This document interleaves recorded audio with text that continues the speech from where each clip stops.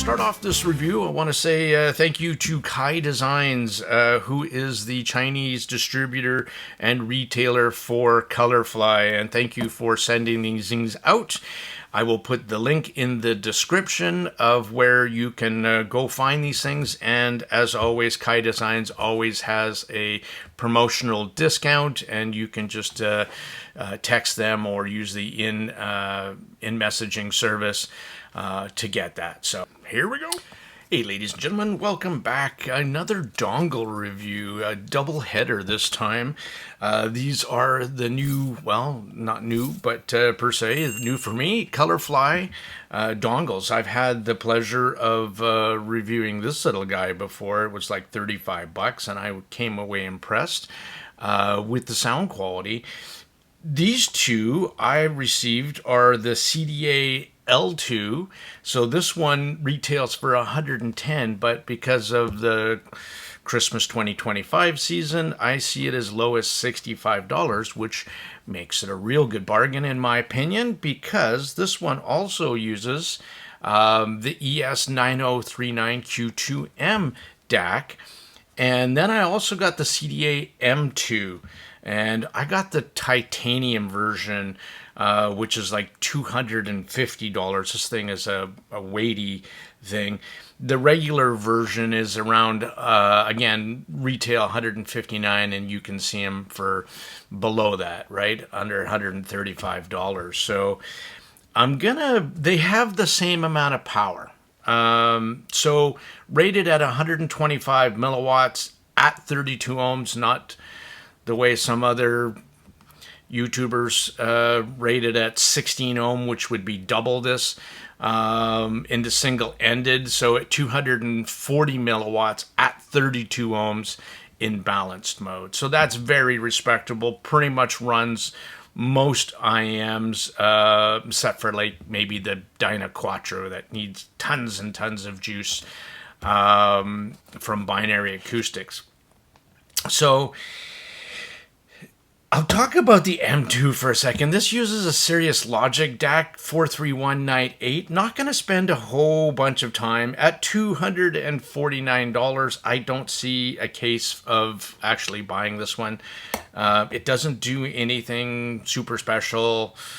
It does come with the DD Hi-Fi's super sweet cable that I like, versus the regular kind of ribbon. These are nice cables that come with it. They're pretty durable, but I find them a little stiff. That would be my only complaint about these dongles. And they have your normal features. A couple things that I like, and this is, again, the L2. This is the more budget one, under $100. You get a couple things. So stepped memory separate from your source, which is nice. Independent volume control. Automatic volume memory, so wherever you set your volume memory, that's where it stays next time you plug it in. Really love that feature, and that would be something that I would look for as a must-have if I were looking for a dongle.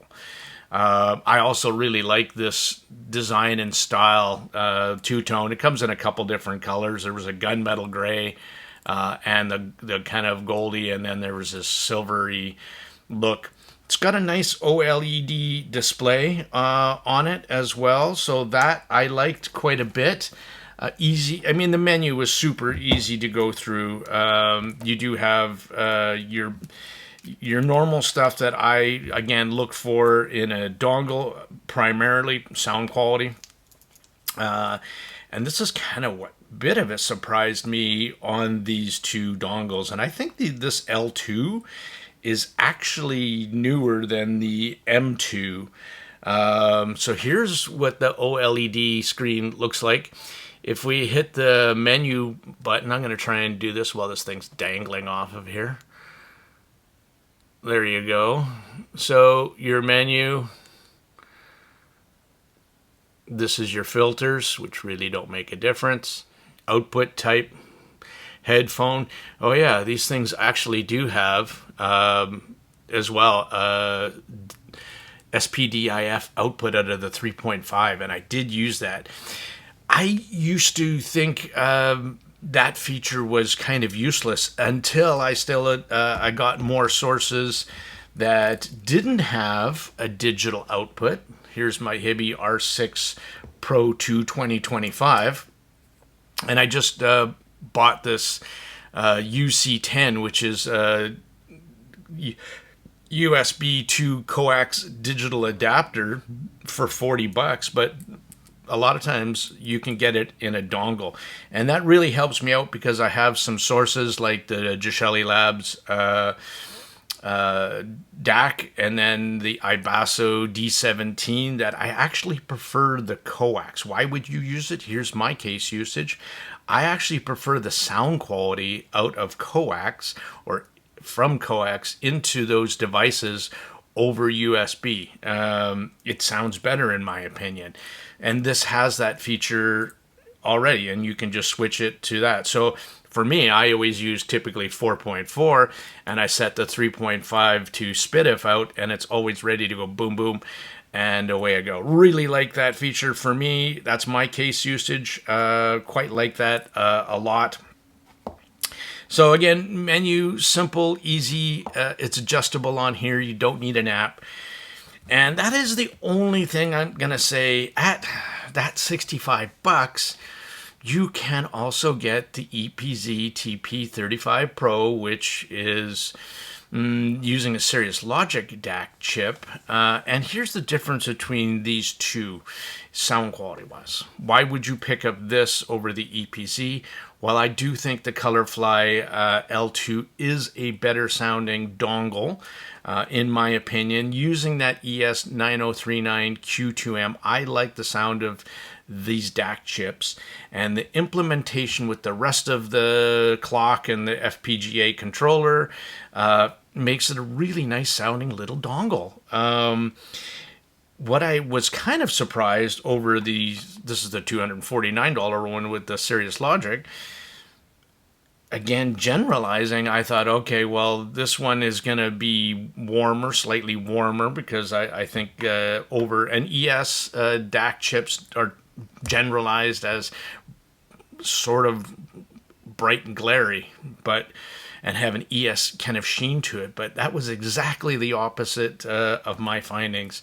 The CDA L2 with the ES DAC chip actually has some, not just the technical chops of the ES dongle with phenomenal stage. I do like the stage out of this dongle, and again, that's where it was better than the EPZ and the Critical Ear, which is the same thing. So that's where it excelled. Only it doesn't have the ability to do the PEQ function. So if you don't EQ and you want better sound quality, then this would be a good choice to go with. Just slightly warm on the bottom, excellent technical details, great stage, big open. I liked it quite a lot.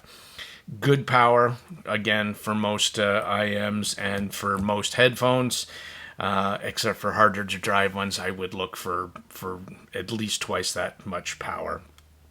So I'm going to do more of a wrap up at the end of the year as well for, hits and misses for dongle choices that I found.